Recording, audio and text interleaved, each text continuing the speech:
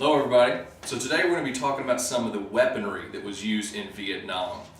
So first of all, we're going to talk about the M16. Now, for reference purposes, all the weapons that we're using here, if they are semi-automatic, these are civilian versions, so none of these are fully automatic.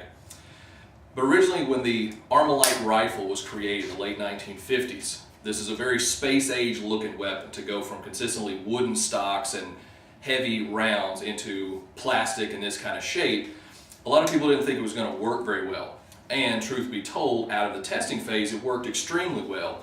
But when this was first issued in Vietnam, there were several problems. One of them was inconsistent powder. They had changed the powder that they had been using from testing phase into Vietnam. And so when they actually got it, it burned too hot and caused a lot of fouling problems.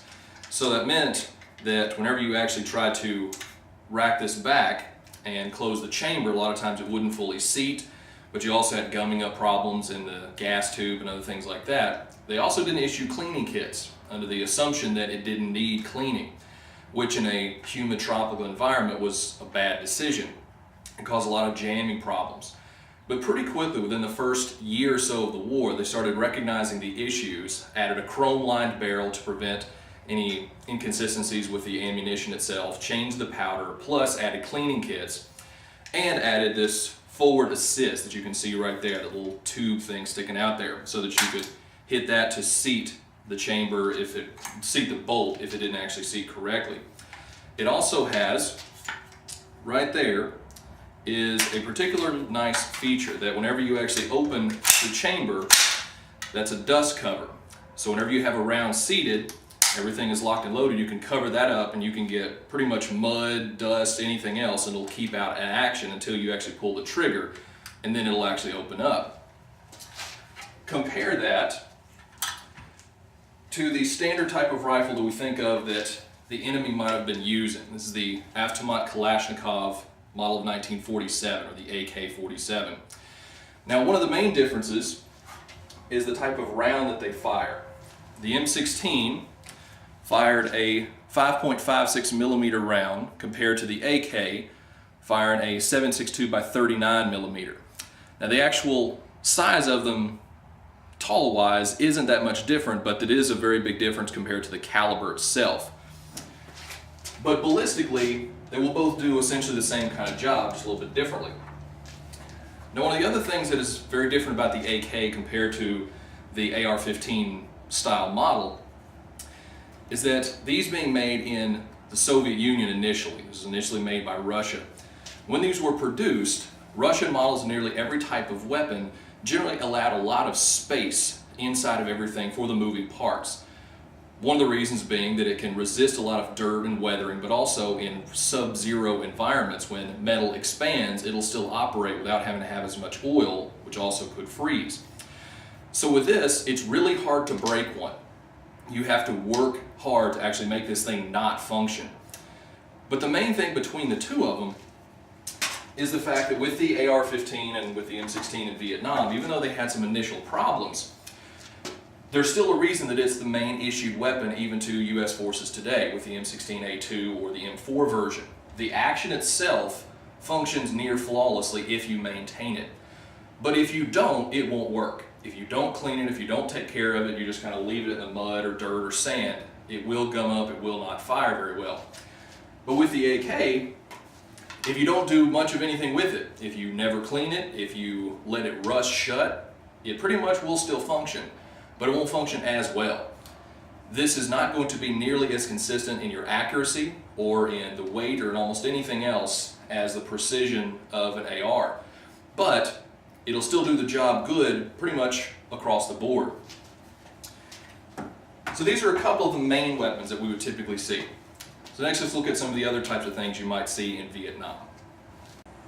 So prior to the M16 being adopted as the standard infantry rifle in Vietnam, we were primarily beginning to use, beginning in the mid to late 50s, this was the M14. Now this is a civilian version of the M1A.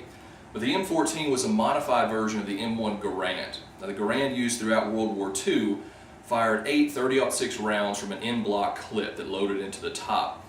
And many military designers felt like 8 was not sufficient, and they also said, let's make it fully automatic, which was pretty much the major problem with the M14. Trying to fire this type of rifle fully automatic just really did not work. It was inconsistent trying to actually hold it level and do anything else with it.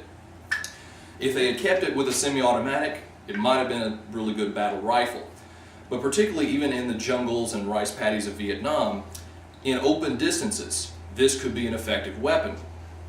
Now this one fired, at the time, the NATO standard round of .308.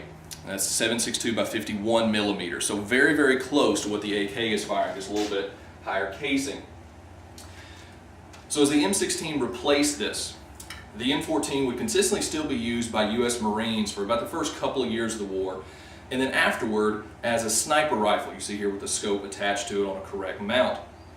And it would consistently function with that well out to several hundred yards, further than what M16s could accurately hit.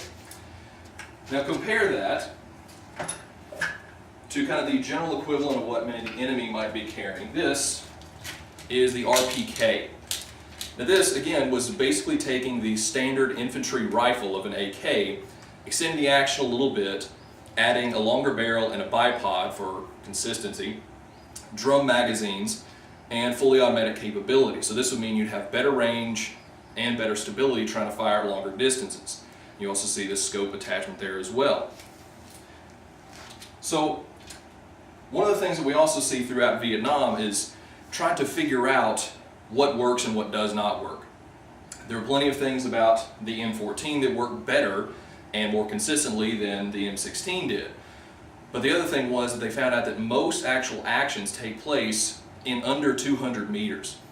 And so part of the problem with that is the weight of these rounds is very, very different. That if you are carrying lots of rounds of this, you can't carry as many of them as if you're firing one of these. So U.S. soldiers and Marines throughout Vietnam could carry far more ammunition walking around with an M16 than they could with the M14. So one of the other things that we consistently see throughout Vietnam is that particularly the enemy, usually the Viet Cong, use any kind of weapons they could actually find. The NVA would typically be using AKs or an SKS, we'll show you here in a second.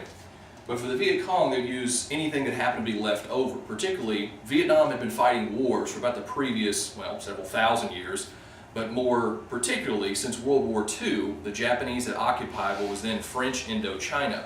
And there were certain things left over, like some Japanese bolt-action Type 99s or Type 38s, both of which not very well made. It was one of the things that the Japanese were known for throughout the war, is thinking that the same rifle that worked in 1900 was perfectly fine to use into the 1940s. So you might find some of these, this particular one firing a 6.5 millimeter round, which is pretty consistent to a lot of the other World War II era calibers. You also might find some leftover British weapons from the British occupation there for a little while, like this one. This is the short magazine Lee Enfield, firing the British .303 round that looks basically like that. Now, you can notice that this one with the bayonet attached is pretty long, and it would be very difficult and unwieldy trying to move around a jungle or dense environment. So the British also had developed for fighting in jungles. It's literally called the jungle carbine, which is simply the same action with a little bit shorter stock and a shorter barrel, but it was less accurate trying to fire this thing. So you might find different versions of these. You also might find some other types of American-made weapons, like the Thompson submachine gun. Now, part of the reason that we would still see some of these used is not only were these sometimes left over from World War II when like Americans with the OSS had some, but also these were still issued to a lot of ARVN units, or the Army of the Republic of Vietnam. So South Vietnamese soldiers oftentimes would carry these as well. So you might find a lot of different types of holdover rifles. And so it also means there's a lot of different types of calibers, a lot of different types of wounds, and a lot of different things that Americans have to consistently look for to find enemy weapons. So some of the other types of weapons we would see, the M1 carbine. This is a World War II issue era rifle that would be issued specifically to ARVN soldiers. And this would fire the 30 carbine round, which is a little bit smaller round than the original 30-06 fired by the Garand. We'd also see for the enemy, another consistently used rifle is the SKS, again firing the same 7.62 by 39mm round that the AKs and RPKs fired. And this would fire from a 10-round stripper clip. So when you opened it up, there would be a stripper clip of 10 rounds pushed down in there to load it. You would also see different versions of the M16 Guns. Now, this original model was created in 1891, and in 1938 and 1944 they created different carbine versions that shortened the barrel and shortened the action. And this fires a 7.62 by 54R. It's a lot bigger bullet than some of these others. This would be a 5-round bolt action, and this is a hard-hitting round. This thing will knock you down on both ends. So you consistently see a lot of different types of weaponry used. And one of the reasons that so many of the rifles that are being used by the enemy are Russian is because South Vietnam was a democratic nation, but North Vietnam was communist, as well as their northern border China and the northern border to them of the Soviet Union.